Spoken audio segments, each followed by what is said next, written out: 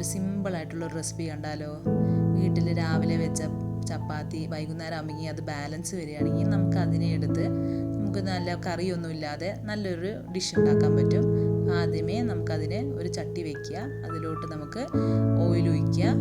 എന്നിട്ട് കോക്കനട്ട് ഓയിലാണ് ഇവിടെ ഒഴിച്ചിരിക്കുന്നത്. അത് കഴിഞ്ഞ് നമുക്ക് അതിലോട്ട് കടുക് ഇട്ട് അത് പൊട്ടിക്കഴിയുമ്പോൾ നമുക്ക് കരിവേപ്പില ഇടാം. പിന്നെ സവാള വേണം, സവാള നമുക്ക് സ്ലൈസ് ചെയ്തിട്ട് അതും കുറച്ചിടാം.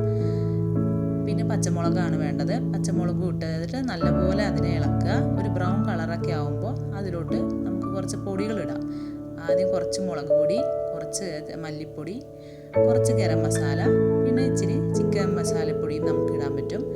ഇതെല്ലാം നമ്മുടെ ആവശ്യാനുസരണമാണ്. പിന്നെ കുറച്ച് ഉപ്പ് ഇട്ടിട്ട് നമ്മുടെ ചപ്പാത്തി കട്ട് ചെയ്ത് വെച്ചിരിക്കുന്ന ചപ്പാത്തി നമുക്ക് അതിലോട്ട് ഇടാം. പിന്നെ നമുക്ക് എന്തെങ്കിലും ഒരു സോസ്, നമ്മുടെ കയ്യിൽ സോസ് ഉണ്ടെങ്കിൽ ആ സോസും കൂടി ഇടുമ്പോൾ അതിനൊരു പ്രത്യേക ടേസ്റ്റ് ഉണ്ടാവും. അത് കഴിഞ്ഞ് കഴിയുമ്പോൾ നമുക്ക് മുട്ട, വീട്ടിൽ മുട്ട ഒന്നില്ലെങ്കിൽ പൊട്ടിച്ചൊഴിക്കാം.